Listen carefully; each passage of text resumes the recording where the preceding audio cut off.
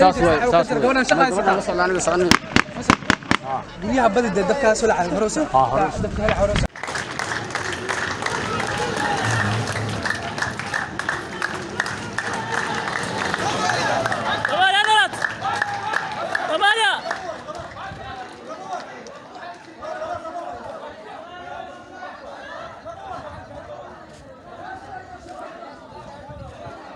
وشعب كربلاء حاول هذا دجال كده بصباحي